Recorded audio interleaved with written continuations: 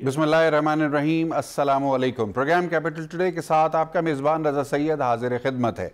उम्मीद है आपका आज का दिन अच्छा गुजरा होगा। नाजरीन, आज पाकिस्तान की कौमी असम्बली का इजलास मुकम्मल हुआ, जिसमें सप्लीमेंट्री फाइनेंस बिल को मंजूरी दी गई। इस बिल के हवाले से अपोजिशन ने जितनी भी सजेशंस अपनी जमा कराई थी उन सबको मुस्तरद भी कर दिया गया। अपोजिशन इस हवाले से नाखुश है और उनका मानना है कि बुलडोज़ किया गया आज के सेशन में हुकूमत की तरफ से सारे मामले को। इसके ऊपर गुफ्तगू हम रखेंगे। सेनेट का इजलास कल तक के लिए मुलतवी कर दिया गया। जनाब मोहम्मद नवाज शरीफ साहब की सेहत को लेकर पाकिस्तान मुस्लिम लीग नवाज़ में ख़ासी तशवीश पाई जाती है। उनकी साहबजादी मरीम नवाज़ शरीफ साहिबा का ट्वीट इस हवाले से भी काफ़ी मौजूद बहस रहा दिन भर। लेकिन इन तमाम चीज़ों के साथ जो सबसे अहम तरीन आज मौजू है हमारा गुफ्तगू का, वो ये है कि हमारी जो इस वक्त फ़ॉरेन पॉलिसी है और जो फ़ॉरेन अफेयर्स बाहर की तरफ से अंदर की तरफ आने वाली जो आवाज़ें हैं उसमें डू मोर की आवाज़ें बहुत ज़्यादा सुनाई दे रही हैं। आखिर ये डू मोर का सिलसिला और डू मोर की फरमाइशें पाकिस्तान से कब तक की जाती रहेंगी और पाकिस्तान कब तक इसका जवाब देता रहेगा? क्या होगा वो नुक्ता कि जहाँ पर आके डू मोर के जवाब में हम कोई कंप्लाइंस की रिपोर्ट या सब अच्छा की रिपोर्ट हमें मिल जाएगी? वो वक्त कब आएगा, किस नुक्ते पे आएगा? ये बहुत अहम तरीन सवाल है जिसके ऊपर बात होगी। आज हमारे साथ नहायत सीनियर मोहतरम पैनल मौजूद है। मवासलाती राब्ते पर हमारे साथ मौजूद हैं जनरल रिटायर्ड गुलाम मुस्तफ़ा साहब, सीनियर दिफाई तज्ज़ियाकार हैं, किसी तारुफ के मोहताज नहीं। हमारे साथ स्टूडियो में मौजूद हैं हमारे ब्यूरो चीफ जनाब मतीन हैदर साहब, सीनियर सहाफ़ी। हमारे साथ स्टूडियो में मौजूद है पाकिस्तान मुस्लिम लीग नवाज़ की रहनुमा रुकन कौमी असम्बली मोहतरमा रुमीना खुर्शीद आलम साहिबा, और हमारे साथ मवासलाती राब्ते पर होंगे सीनियर सहाफ़ी जनाब सलीम साफ़ी साहब।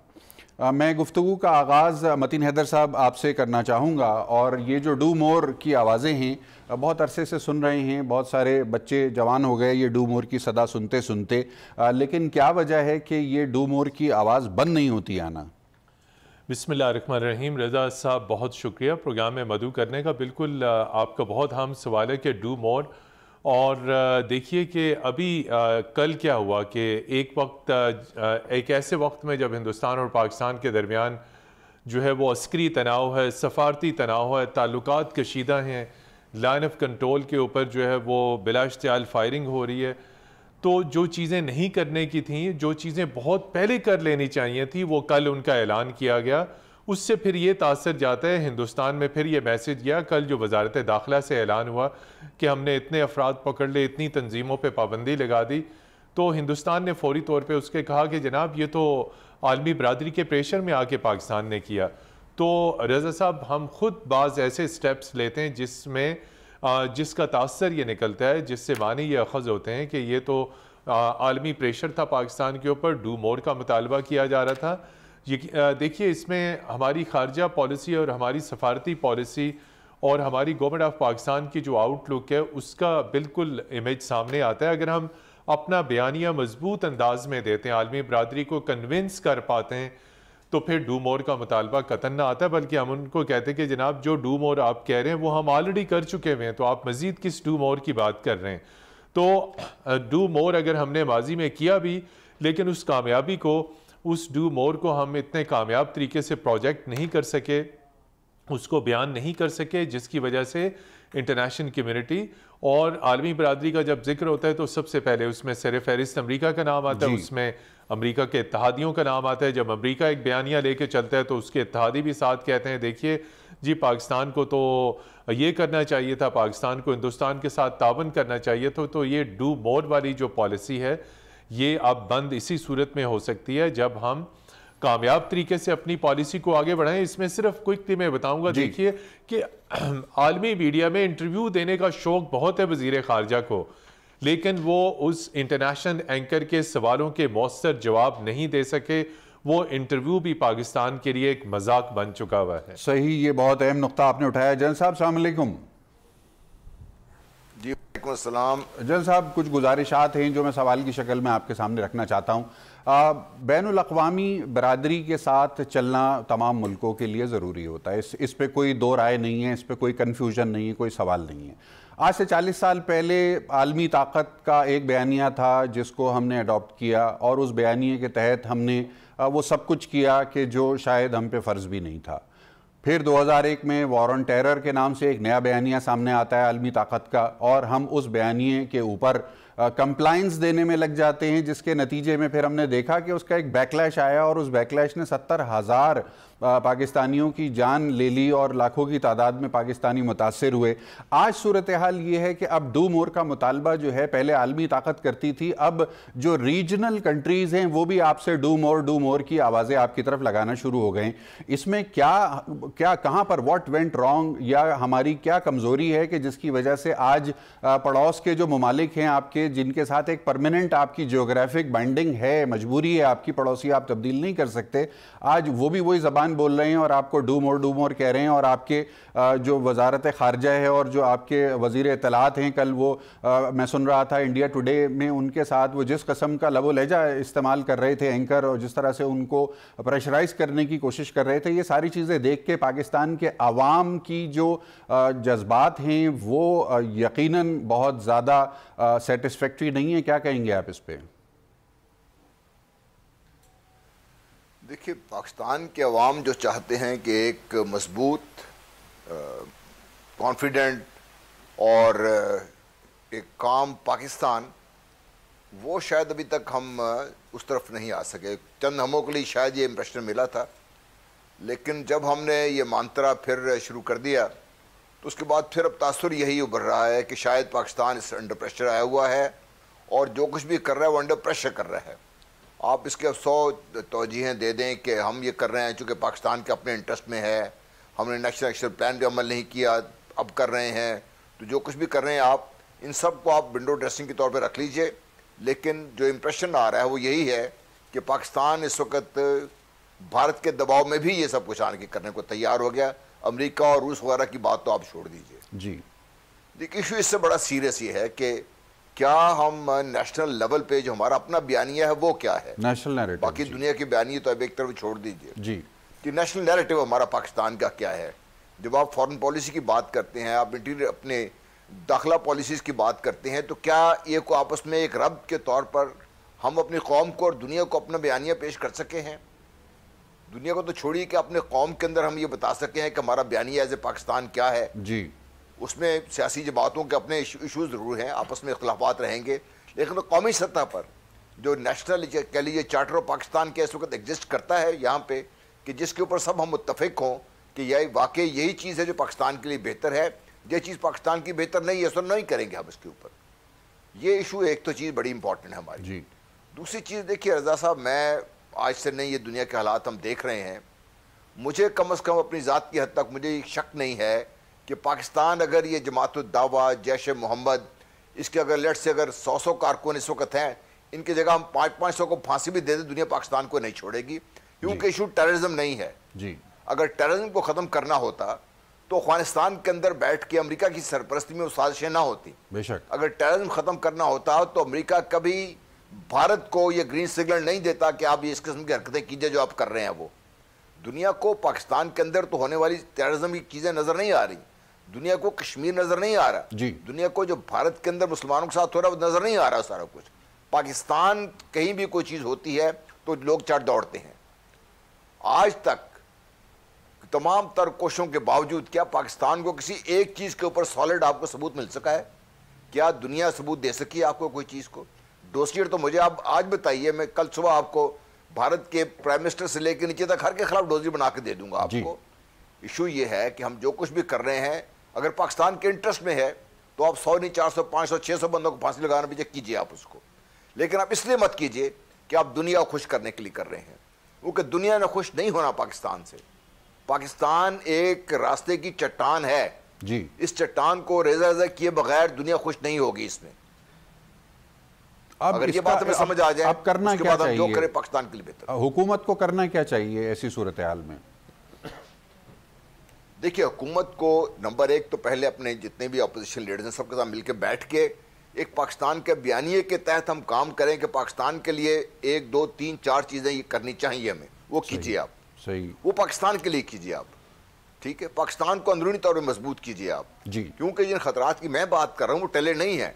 आज भी अगर आपने सुना हो तो खबरें चाह रही थी शाम के वक्त कि NDS और रॉ मिल के प्लानिंग ये कर रहे हैं कि पाकिस्तान में या तो पेशावर एयर बेस पर या समूली एयर बेस पर कहीं और पाकिस्तान की एक तैयारी कराई जाए ताकि जो भारत को सुबकी हुई है भारत उसे निकाला जा सके। तो क्या ये दुनिया को नजर नहीं चीजें आ रही है? अगर अफगानिस्तान में बैठ के चीज हो रही है, क्या अमेरिका को इसका इल्म नहीं है? या इससे पहले जो खबर आई है कि इल्म है, लेकिन पाकिस्तान जिन मसाइल का शिकार है, जब तक पाकिस्तान खुद मौसर तौर पर आलमी बरादरी के सामने अपनी ट्रू पिक्चर लेके नहीं जाएगा, उस वक्त तक ये कैसे तवक्को की जा सकती है आलमी बरादरी से कि वो हमारे प्रॉब्लम को हमसे बेहतर समझेंगे, कि जब हम शायद उनको बयान ही नहीं कर पा रहे हैं कि हमारा प्रॉब्लम है क्या? जी सही, बिल्कुल आपने सही कही। मैं कह रहा हूं कि अपना कौमी बयानिया हमारा क्या है। सही। रुमीना खुर्शीद आलम साहिबा हमारे साथ मौजूद हैं, पाकिस्तान मुस्लिम लीग नवाज की रुकन कौमी असम्बली स्टूडियो में। रुमीना साहिबा, मैं एक चुपती हुई बात करूंगा, आप बेशक उसका जवाब ना दीजिएगा, लेकिन असल बात पे आइएगा। आपकी हुकूमत रही 5 साल, 4.5 साल तक, आपको ज़रूरत महसूस नहीं हुई कि पाकिस्तान के पास एक फुल टाइम फॉरेन मिनिस्टर हो। बहुत सारे लोग ये बात करते हैं कि वो जो गैप था 4.5 साल का फॉरेन मिनिस्टर फुल टाइम ना होने का, उसने भी कंट्रीब्यूट किया उस कमजोरी में कि जिसके नतायज या जिसके समरात आज हमारे सामने डू मोर के मजीद मुतालबात की सूरत में आ रहे हैं। क्या कहेंगी? पहली बात तो ये कि बहुत शुक्रिया अपने प्रोग्राम में दावत देने का, और मुझे कोई बात भी चुभती नहीं क्योंकि मैं एक अवाम का अवाम को रिप्रेजेंट करती हूँ और मैं इन तमाम तर सवालों का जवाब मुझे देना चाहिए और बनता भी है। जहाँ तक बात आप कर रहे हैं कि गुज़श्ता 5 सालों में, तो देखिए मैं इस चीज़ को डेफिनेटली, हम सब कहते हैं कहीं ना कहीं चीज़ें गलतियाँ हुई, लेकिन उसके बावजूद भी क्या फ़ॉरेन पॉलिसी इतनी खौफनाक सूरत हाल में थी। जिस तरह आज हम लोग जहाँ पे बात करते हैं, और अगर आप बात करते हैं कश्मीर की, तो पिछले 5 साल में कश्मीर को जितना हाईलाइट किया गया, जितनी दफ़ा भी जो भी बात हुई, मैंने खुद ज़ाती तौर पर, हम लोगों ने पार्लियामेंट में और पार्लियामेंट के फोरम पे दूसरे तमाम अक्रॉस द पार्टीज़ को, लोगों को लेके हमने इंटरनेशनल और नेशनल कॉन्फ्रेंसेस भी की और बैरून दूसरे ममालिक से जो है वो लोगों को पाकिस्तान में बुलाया और इस चीज़ को रेज भी किया। फिर house of Lord and house of common में बात हुई, लेकिन बात अभी इस वक्त की है, जो इस वक्त करंट वक्त है, उसमें आप देखें उस वक्त में और आज में बहुत फ़र्क है। कभी उस वक्त के वज़ीर आज़म ने ये नहीं कहा था कि वो मोदी को फ़ोन करते हैं और वो आगे से फ़ोन का जवाब नहीं देता।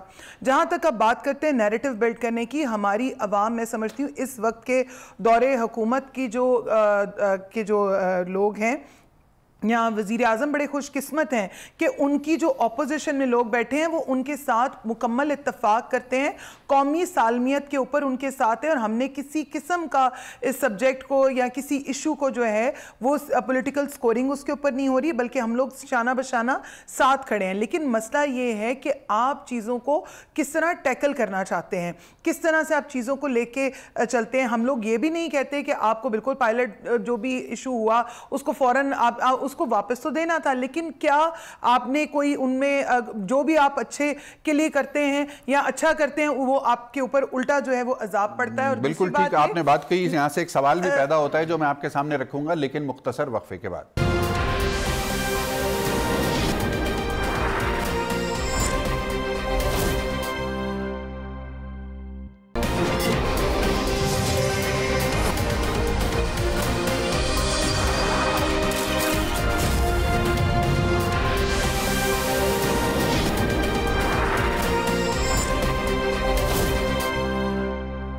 वक्फे के बाद खुशामदीद। हमारे साथ मौजूद हैं सीनियर सहाफ़ी मोहतरम जनाब सलीम साफ़ी साहब, मवासलाती राब्ते पर। साफ़ी साहब अस्सलाम वालेकुम।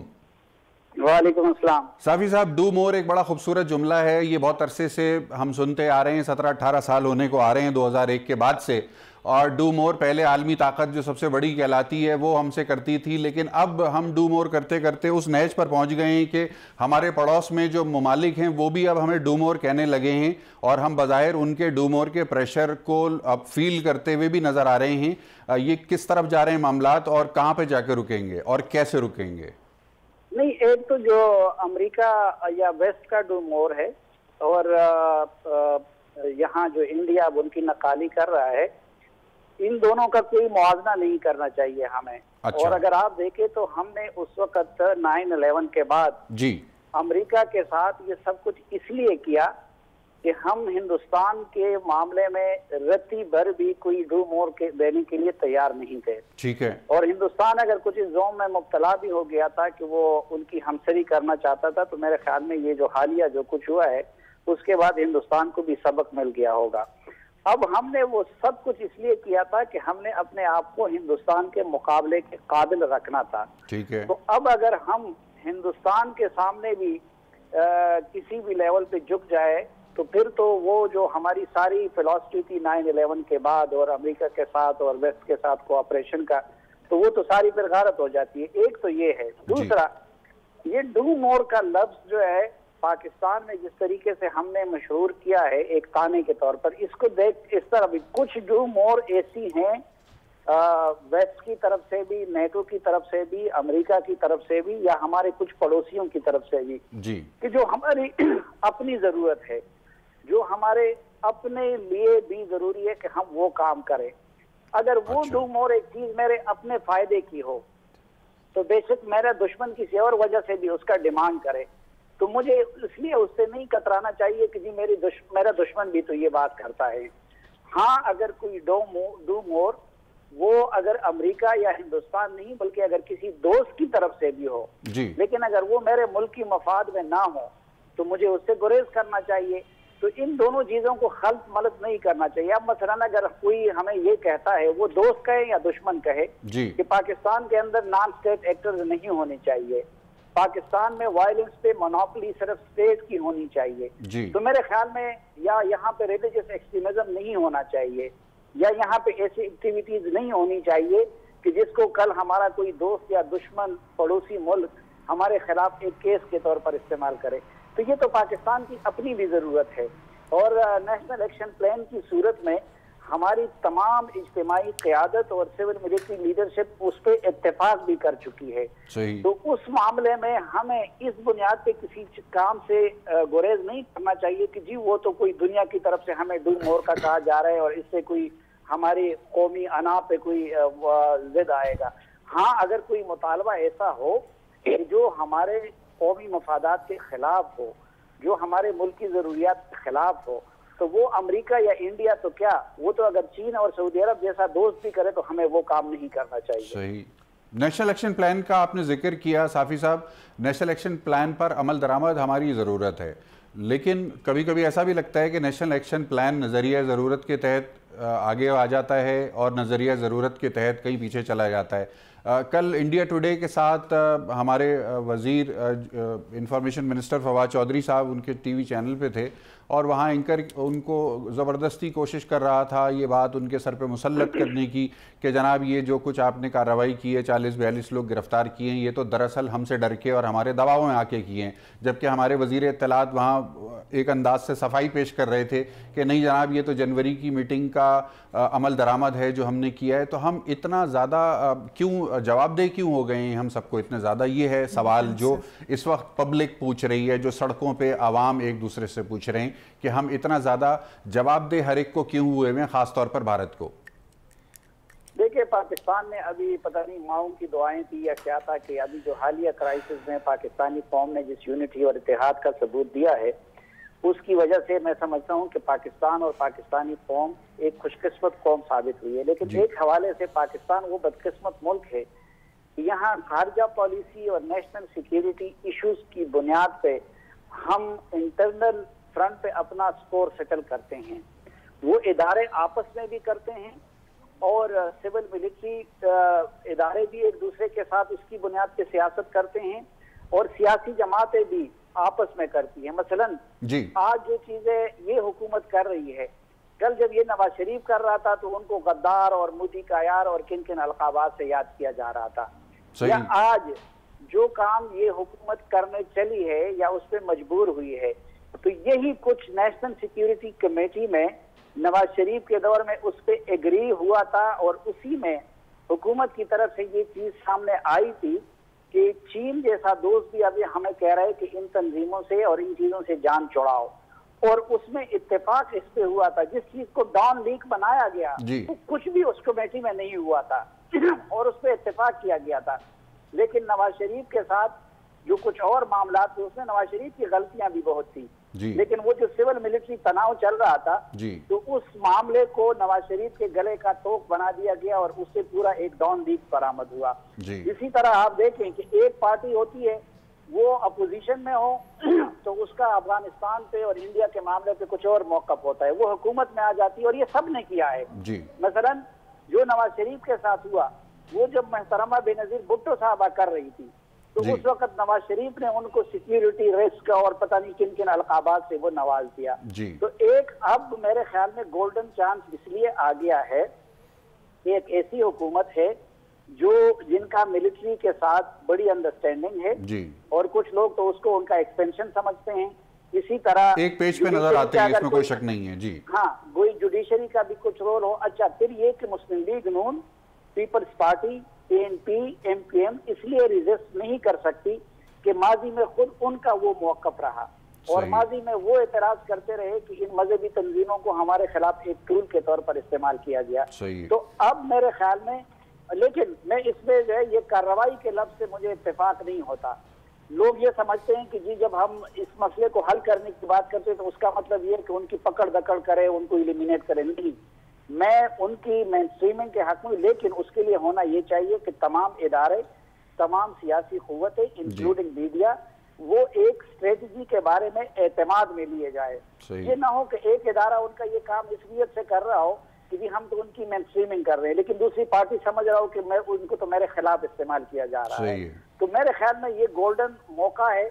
अपोजिशन ने भी मैच्योरिटी का सबूत दिया है ये हालिया क्राइसिस में कि हुकूमत पे गद्दारी और मोदी की यारी के इल्जाम नहीं लगाए, और हुकूमत को भी उससे फायदा उठाना चाहिए और सिविल मिलिट्री कंसेंसस के साथ, तमाम इदारों के कंसेंसस के साथ, तमाम जमातों के कंसेंसस के साथ इस मसले को फौरन हल करना चाहिए।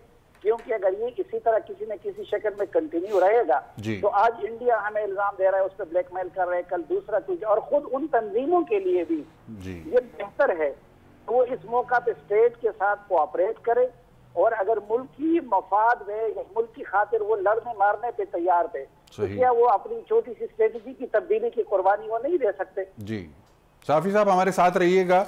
जनरल गुलाम मुस्तफ़ा हमारे साथ हैं और उन्होंने आपके नुकात सुने हैं। जनरल साहब, मैं चाहूँगा एक तो साफी साहब के जो नुकात हैं उसके ऊपर आप ज़रूर कमेंट कीजिएगा, और उसके साथ मैं इजाफी तौर पे इसमें सवाल ये ऐड करना चाहता हूँ कि निगोशिएट किया जाता है हमेशा, बायलैटरल जहाँ भी मामलात हो या मल्टीलैटरल मामलात में भी निगोशिएशंस होती हैं। पायलट को हमने फौरी तौर पर वापस किया, एक बहुत ज़बरदस्त गुडविल जेस्चर हुआ, खान साहब को बहुत बड़ी माइलेज मिली, हुकूमत पाकिस्तान को बहुत बड़ी माइलेज मिली, भारत के भी सेन एलिमेंट्स ने उसको अप्रिशिएट किया। लेकिन व्हाट नेक्स्ट? क्या हम ट्रांसलेट करने में कामयाब हो रहे हैं उस गुडविल जेस्चर को किसी ऐसी चीज़ में जो कि पाकिस्तान के टेंजिबल बेनिफिट की शक्ल में हमें नज़र आता हो? देखिए, साफ़ी साहब ने जो बातें की हैं इससे कोई ज़िहोशक से इनकार नहीं कर सकता, क्योंकि बेसिकली तो हम सब मिलकर पाकिस्तान की बेहतरी की बात कर रहे हैं जी। और मैंने भी जब पहले बात की, हमने कहा जो भी इक़दाम मेरे मुल्क की बेहतरी के लिए है, को किसी के कहने की मुझे ज़रूरत नहीं होनी चाहिए, मुझे खुद कर लेने चाहिए वो जी। अगर हम आज भी कर रहे हैं, पहले भी कर रहे हैं, वो तो ठीक है।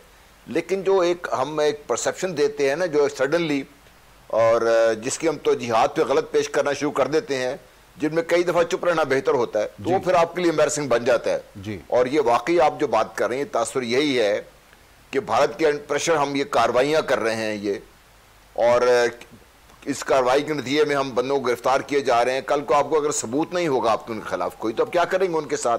पहले भी तो हाफिज सईद के साथ ये होता रहा ना जी। अब भी मैं उनके हैंड आउट पढ़ रहा था, उन्होंने कहा जब अदालतों से फिर बरी हो जाएंगे इससे। तो अभी ये बात बिल्कुल मैं समझता हूँ बड़ी अच्छी सजेशन है कि इन लोगों से भी बात की जाए, और हमारी जो cross the board political leadership में जो मैच्योरिटी है, जो मैच्योर लोग हैं, उनको एक टीम बना के इनसे बात करा के हम इनको मेन स्ट्रीम करें, इनके लिए जो इकोनॉमिक अपॉर्चुनिटीज़ को निकालिए, इनके लिए कोई एजुकेशन का सिस्टम जो भी करना चाहिए। लाख तरीके हैं, और आई एम श्योर गवर्नमेंट के पास ऐसी कोई तजावीज़ पड़ी भी हुई हैं जो हमने गुज़श्ता दिनों में पढ़ी हैं 4-5 साल पहले, कि इनको कैसे तरीके से स्टेप बाई स्टेप, ये जो भी ऐसे लोग थे जो अब एक्टिवली इन्वॉल्व नहीं हैं, लेकिन जिन लोगों ने दहशतगर्दी की है पाकिस्तान में या कहीं भी, वो तो मुजरिम है अगर उन्होंने पाकिस्तान की स्टेट की इजाज़त के बगैर की है। और मुझे ये यकीन है पूरा कि पाकिस्तान की स्टेट बहुत अर्सा पहले ये फैसला कर चुकी थी कि अब हम इस किस्म के काम कोई नहीं करेंगे। और मुझे ये गिला भी है कि जिसकी वजह से हमारे दुश्मनों को ये हिम्मत हो रही है कि वो पाकिस्तान के खिलाफ ऐसी कार्रवाइयाँ करें जो पाकिस्तान ने खुद करना बंद कर दी हैं, और जिसमें पाकिस्तान किसी ज़माने में बहुत क्या कहते हैं एक्सपर्ट समझा जाता है। बहरहाल ये तो एक चीज़ है बात।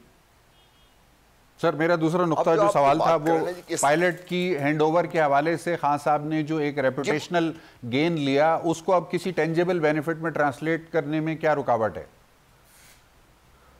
देखिए, ये ऑप्टिकली तो बड़ा अच्छा लगा ये सारा कुछ, और खान साहब को बड़े शाबाश भी मिल गई। भारतीय मीडिया में भी, भारत के लोगों ने भी चंद एक ने बात कबूल कर ली, इंटरनेशनली भी एक आध दो बयान आगे, बट सब्सटेंटिव मेजर नहीं था ये। आप let's be very frank about it जी। इससे भारत को जो ड्रॉ डाउन करने का जो हम समझते थे, वो भारत अभी उस वक्त तक पीछे जाने को तैयार नहीं है जी, क्योंकि मोदी साहब जिस वक्त खुद एक प्रॉक्सी बने हुए हैं जी। भारत एक बहुत बड़ा प्रॉक्सी है उन कुव्वतों का जिनका पहले मैं जिक्र कर चुका हूं, और मोदी साहब एक प्रॉक्सी हैं जी। मोदी साहब को बात एक चीज समझ नहीं आई कि वो एक्सपेंडेबल हैं। अगर वो उन कुव्वतों का जिनके वो अलाकार बने हुए हैं जी, वो उनके जो मतलूबा नताइज हैं नहीं दे सकेंगे, तो मोदी साहब एक्सपेंडेबल है। इलेक्शन का कोई इनको जीते या ना जीते फर्क नहीं पड़ेगा, इलेक्शन उनको हरवाया जा सकता है भारत के अंदर भी जी। तो इशू ये है कि अगर सिर्फ इलेक्शन के लिए, और ये सब टेक्स्ट है मोदी का इलेक्शन, अगर इस इलेक्शन के लिए भी हम मान लीजिए जाए कि सारा कुछ हो रहा है, तो तब भी हमें भारत की तरफ से इन कार्रवाइयों का किसी किस्म का हम बिल्कुल काफिल नहीं रह सकते। भारत किसी भी स्टेज पर कुछ ना कुछ करने की सलाहियत भी रखता है जी, और वो इस हद तक दिमागी तौर पर मैं समझता हूँ कि मोदी साहब उनकी टीम अपनी जगह से हिल चुकी हुई है कि वो कर भी सकते हैं इस चीज़ को। इस 27-28 की रात हमने गुजारी है जी, इस मुल्क ने या इंटरनेशनल कम्युनिटी को जो पता चला जो कुछ भी हुआ था जी, तो वो चीज़ें अभी वो खतरा टला नहीं है। एक पायलट के छोड़ देने से भारत को बात अभी तक समझ आई नहीं है। सही है, वो खतरा अभी अपनी जगह पर किसी न किसी शक्ल में मौजूद है। मतीन हैदर साहब, आपने पायलट दिया, गुडविल जेस्चर हो गया, वाह वाह हो गई, जय जयकार हो गई, इंडिया में के सेन एलिमेंट्स ने भी तारीफ कर दी। अगले दिन लेकिन आपने लाश वसूल की है उसी वाघा बॉर्डर पे, उसका हिसाब कौन लेगा और कब लिया जाएगा? बल्कि इसमें शुक्रिया रज़ा, इसमें ऐड कर दें कि ना सिर्फ लाश आई बल्कि लाइन ऑफ कंट्रोल के ऊपर उससे अगले रोज़ ही भारत की जानिब से खौफनाक शेलिंग की गई। ये रिवार्ड था। ये हम चाह रहे थे कि जी हम जो है वो दुनिया में हमारा बहुत अच्छा नाम बनेगा। बहुत तनकीद हुई कि आपने फौरी तौर पे विदिन 48 आवर्स आपने पायलट उनके हवाले कर दिया। तो क्या हमारी खारजा पॉलिसी, हमारे खारजा माहिरीन, हमारी जो कोर कमेटियाँ प्राइम मिनिस्टर की, क्या ये उन्हें ये इन हालात का नहीं था पता कि पायलट आप उनके हवाले कर रहे हैं?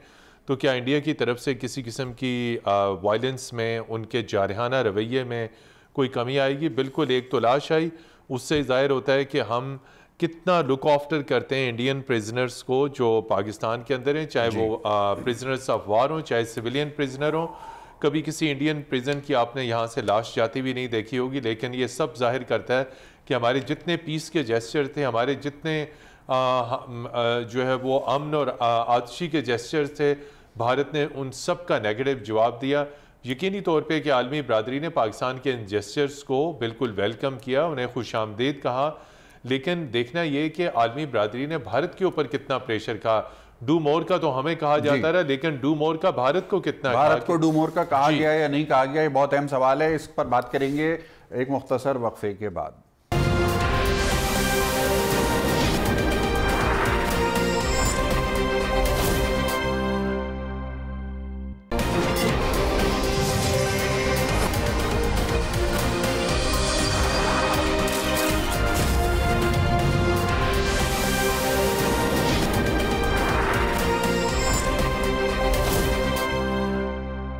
वक्फे के बाद खुश आमदीद रुकन कौमी असम्बली पाकिस्तान मुस्लिम लीग नवाज़ रहनुमा हैं रुमीना खुर्शीद आलम साहिबा। रुमीना खुर्शीद आलम साहिबा, Kashmir is the key message, the bone of contention in this region for past 71 years. अच्छा जी, अब ये बात दुनिया को पता है, लेकिन दुनिया को ये बात रोज़ाना पता है या नहीं है, उनको याद दिलाना चाहिए या नहीं दिलाना चाहिए? आप एक पार्लियामेंटेरियन हैं, आपकी जमात 5 साल हुकूमत में भी रही। इस वक्त क्या सूरत हाल है? हमारे पार्लियामेंटेरियंस का कितना फोकस है मसला कश्मीर को उजागर करने के हवाले से? देखिए, जहाँ तक कश्मीर है तो मैं पहले भी 5 साल में मैं ज़ाती तौर पर भी और हुकूमती सतह पर भी हम इसके ऊपर बहुत एक्टिवली काम करते रहे। और इस टाइम रज़ा साहब मैं एक बात कहूँगी कि मेरे लिए इस टाइम कोई कश्मीर का इशू कोई पॉइंट स्कोरिंग नहीं है। मेरे लिए इस टाइम कश्मीर मैं समझती हूँ कि एक वो 70 साल बल्कि अब तो 71 साल हो रहे हैं कि जिसमें दिन रात वहाँ पर जो है वो सिर्फ़ और सिर्फ खून और खून और खून जो है वो उसकी नदियाँ बह रही हैं। लेकिन इंटरनेशनल कम्युनिटी जो ह्यूमन राइट्स के बड़े बड़े फ्लैग ओनरशिप के लोग हैं वो भी खामोश हैं। और हमें समझ आना चाहिए, मैं तो इसको एक और एंगल से भी बात को लेती हूँ कि इस वक्त चूँकि कश्मीर जो है उसके बारे में बहुत ज़्यादा बात को किया जा रहा है, उजागर किया गया गुज़श्ता 5 साल से, और अभी भी उस चीज़ को हाईलाइट करने की कोशिश की जा रही है इंटरनेशनल कम्युनिटी में। तो भारत का ये भी एक टैक्टिक है, क्योंकि आप देखिए कि जिस दिन से ये सिलसिला चल रहा है उस दिन से कश्मीर का जो सब्जेक्ट है उसको शायद कहीं ना कहीं वो कहीं पीछे रह गया है या नज़र नहीं आ पा रहा या उस तरह से हाईलाइट नहीं हो पा रहा। हर जो है वो चीज़ इसमें आ रही है, क्योंकि भारत जो है मैं नहीं समझती कि उसके ऊपर कभी भी किसी सूरत पे भी आपको इत्मीनान करना चाहिए, क्योंकि वो आपका दुश्मन था, है और रहेगा। क्योंकि वो एक ऐसा सांप है जिसको आप प्यार करेंगे तो वो पलट के आपको डसेगा, वो कभी भी आपके साथ मोहब्बत से उस तरह पेश नहीं आएगा। और दूसरी बात, जहां तक डोजियर्स देने की बात है, मैं समझती हूं कि जो हालात इस टाइम कश्मीर में हैं, डोजियर तो हमें इनको देने चाहिए, डोजियर तो हमें भारत को भेजने चाहिए, हमें उसको इस ग्राउंड पे लेके आना चाहिए कि वो आए। और आप देखें वो हमेशा हमारे हर अच्छे से अच्छे जेस्चर को जो है वो किस तरह से लेके आते हैं। और आप देखें कि हम उनके कैदी रहा करते हैं और वो वहाँ पर एक मासूम निहत्ते आदमी को जेल के अंदर पत्थरों से मारते हैं। और सबसे बड़ा सवाल भारत का इसके ऊपर भी उठता है कि वहाँ पर जेल में पत्थर उस शख्स के पास कर क्या रहे थे। लेकिन हम लोग चूंकि जो है वो खामोश रहते हैं और बहुत अच्छे जेस्चर देते हैं, देने भी चाहिए, अमन का पैगाम होना चाहिए, मुज़ाकरात हल है। लेकिन मैं समझती हूँ कि इक्वल बेसिस पे आने की ज़रूरत है, क्योंकि पाकिस्तान की माशाल्लाह स्ट्रेटेजिक वैल्यू जो है वो ऐसी है जिससे खुद भारत भी जो है उसको वो डिनाई नहीं कर सकता। और हमें मेरे ख्याल में एक जो ड्रामेटिक सीन है उसमें से निकल आना चाहिए, जिसमें हम नोबल एक कॉज में बैठे हुए हैं, we have to move forward. और हमें इस चीज़ को, और आप देखिए मैं आपके प्रोग्राम के तवज्जुह से, और आई डू रिस्पेक्ट मेरे जितने ऑनरेबल मेंबर्स हैं यहाँ पर, वो भी शायद इत्तेफाक करें कि अब ये वक्त है कि हमें अपने हर किस्म के इख्तिलाफात को एक साइड पे रखते हुए, पॉलिटिकल जो इख्तिलाफात है उनको साइड पे रखते हुए हमें बैठ के बात करनी है, क्योंकि अब वक्त है। और अगर अब हम ना खड़े हुए तो फिर हम कभी खड़े नहीं हो पाएंगे। इनकी बात को सिर्फ आगे बढ़ाऊं कि जो डोजियर्स की बात हुई, कुलभूषण के ऊपर हमने डोजियर तैयार किया और यूएन में भी दिया, अमरीकी महकमा खारजा में भी दिया, लेकिन उसके बाद हमने कोई फॉलो अप नहीं किया। उन डोजियर्स के बाद हमने उन हुकूमतों से कोई मज़ीद फॉलो अप बात नहीं की। हमने उनसे बिल्कुल ये नहीं पूछा कि भाई डोजियर आपको मिल गए, क्या आपने ये मामला टेकअप किया हिंदुस्तान के साथ। तो रज़ा साहब, बात यह है कि कुछ काम हमारी वजारत खारजा करती है लेकिन वो काम अधूरा छोड़ देती है। काम जो है वजारत खारजा को मुकम्मल करना चाहिए। भारत के ख़िलाफ़ आलमी सतह पे कश्मीर के हवाले से जो बयानिया है, उसकी जो एट्रॉसिटीज़ हैं, जो उसके मज़ालिम हैं मकबूजा वादी के अंदर, उनकी सही अंदाज में आलमी सतह पे उसकी प्रोजेक्शन होनी चाहिए, उसको बेनकाब किया जाना चाहिए ताकि भारत का घनाउना चेहरा बेनकाब हो। जल साहब, कश्मीर के हवाले से अब तक जो कुछ भी हुआ वो किस हद तक काफ़ी था और उसमें कहाँ कमज़ोरी है, जिसको किस तरह से बेहतर किया जा सकता है। कश्मीर के मसले को जो दरअसल इस सारे खित्ते के अंदर रूट कॉज है उन तमाम छोटे मोटे और बड़े इश्यूज़ का, कि जिनके सिम्टोमेटिक रिलीफ के लिए हम पैनाडोल की गोली, जैसे डू मोर की पैनाडोल की गोली हमें खानी पड़ती है, लेकिन उस कैंसर की तरफ हम तवज्जो अपनी भी नहीं लेके जा पा रहे कामयाबी से, और जो बैनुल अक़वामी राय आम्मा है उसको भी मुतासर कुन अंदाज में हम उस तरफ मुतवज्जा नहीं कर पा रहे हैं। क्या इसकी वजह है? एक शेर भी है मेरा अपना ही जो आज मैंने लिखा, गो कि मैं शायरी नहीं करता, मैंने कहा कि रोज़ मुकालमा होता ऐसे लोगों से रहता है, रोज़ मुकालमा होता ऐसे लोगों से रहता है जिनका तदब्बुर उनकी तरजीह के ताबे रहता है। तो ये हमारी कौन सी तरजीह है कि जिसके तहत हमारा तदब्बुर जो है वो कश्मीर के लिए कुछ भी नहीं कर पाया अभी तक? देखिए, बदकिस्मती बार बार हम इसी तरफ आ रहे हैं कि कौमी सतह के ऊपर अगर हमने फैसले कर लिए होते कि भाई कौन सी ऐसी चीज़ है जो पाकिस्तान के लिए और कैसे बयानी को हमने कैसे लेके चलना है, बार मैं वही बात करूँ। देखिए, अब आज के दिन से मैं ये समझता हूँ कि मोदी साहब का पाकिस्तान को शुक्रिया अदा करना चाहिए। पाकिस्तान को चाहिए मोदी साहब को फूलों के हार भेजे, को फूल और फल भेजें। दो चीज़ें मोदी साहब ने बहुत अच्छी की हैं। अच्छा। एक तो भारत के अंदर रहने वाले भी और पाकिस्तान के मुसलमानों को यकीन दिला दिया है कि पाकिस्तान का वजूद किस कदर लाजमी था। नंबर 2, कश्मीर इस वक्त दुनिया के सामने एक एटॉमिक क्या कहते हैं उसका फ्लैश पॉइंट के तौर पे, न्यूक्लियर वॉर का फ्लैश पॉइंट के तौर पे सामने आया है जी। ये मैं नहीं कह रही, इंटरनेशनल राइटर्स बात को लिख रहे हैं। तो अब पाकिस्तान के पास ये मौका है कि अगर हम तमाम अपने जो बाकी इख्लाफात अपनी जगह पे रखे, वो भुला तो नहीं सकते लोग इससे जी, लेकिन एक जो पॉलिसी है फॉरेन ऑफिस की या हमारे फॉरेन पॉलिसी जो बनती है उसको, ये आज वक्त ये है कि हम एक दफ़ा नहीं बार बार जाएं इस जगह। हम यूएन से लेकर हर मुल्क से छोटे छोटे मुल्क तक ये बात करें कि देखिए we had come this close to a nuclear war. और ये भारत और इंडिया का, भारत के साथ पाकिस्तान का और कोई इशू नहीं है जी, पाकिस्तान का वैसे भी कोई इशू नहीं है other than this Kashmir issue. अगर ये कश्मीर इशू सॉर्टेड हो जाता है और कश्मीरियों को इमीडिएट रिलीफ मिलती है और कश्मीरी अपनी जो मर्जी के मुताबिक फैसला कर पाते हैं तो इस खित्ते में भी अमन होगा, भारत और पाकिस्तान भी चैन से रहेंगे। और ये जो हर रोज़ का डर है कि न्यूक्लियर वॉर होने का ख़तरा है, हम उसे बाहर निकल आएंगे। वरना ये मत भूलिए कि जो जिस तरीके से पुलवामा को इंजीनियर करके एक एक्सक्यूज बनाया गया था और टेंशन इस हद तक आ गई थी 27-28 की रात को, जिसके बारे में सारी दुनिया बात कर रही है, तो पुलवामा एक और पुलवामा होने में देर नहीं लगेगी पक, और फिर हम दोबारा उसी जगह पे पहुंच जाएंगे। और नेक्स्ट टाइम अगर इस दफ़ा हम let's say on scale 1 to 10 हम 8 के करीब पहुंच चुके लड़ाई के, तो अगली दफ़ा शायद हम 10 तक पहुंच ही जाए इसमें। तो कश्मीर के मामले को उजागर करना जो है ये क्या सिर्फ हमारे फॉरेन ऑफिस की जिम्मेदारी है या इसमें हमारे मीडिया का किरदार भी आपको लगता है कि उसके अंदर मजीद गुंजाइश है कुछ बेहतरी की? क्योंकि मुझे लगता है कि मैं तो 5 फरवरी के अलावा पूरे साल मुझे कश्मीर याद नहीं आता। मैं सिर्फ 5 फरवरी को एक खुसूसी शो करता हूँ कश्मीर का, बाकी पूरे साल कश्मीर का जिक्र अगर खबरों में हो जाए तो हो जाए, लेकिन मेरे शो में नहीं होता। देखिए कंसिस्टेंट रहने की जरूरत है हमें, और हमें एजुकेट करने की जरूरत है कि इशू क्या है जी। मैं बदकिस्मती मेरी है कि मैंने अपने कानों से पाकिस्तान के फॉरेन सेक्रेटरी कहते हुए सुना है कि कश्मीर और पाकिस्तान जो है वो एक टेरिटोरियल डिस्प्यूट है। तो उसी के वज़ीर-ए-आज़म से ये बात सुनी है कि टेरिटोरियल नहीं, ये ह्यूमन राइट इशू है। तो हम पहले ये तो एजुकेट तो कर लें। आज अगर आप चले जाए यूनिवर्सिटी की बात कर रहा हूँ मैं आपसे जी, उनसे पूछें कश्मीर का इशू क्या है, आपको ये नहीं बता सकेंगे कि ये छीन के गया है पाकिस्तान से जी।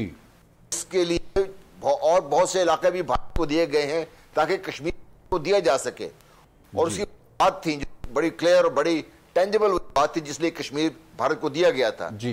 तो ये आप अगर एक एजुकेशन अपने करें, मीडिया को साथ चलें, फॉरेन ऑफिस साथ चले, बल्कि आपकी जो पॉलिसीज हैं वो स्टिकर रिवॉल्व करेंगी तो फिर ये नेशनल इशू बनेगा, तब इंटरनेशनली रिकॉग्नाइज भी हो सकेगा। अपने दोस्त मित्रों के साथ मिलाइए। अब तो ओआईसी की रेजोल्यूशन भी आ चुका है जी। मवासलाती रब्ते में कुछ दुश्वारी हो रही है। जन साहब बहुत बहुत शुक्रिया।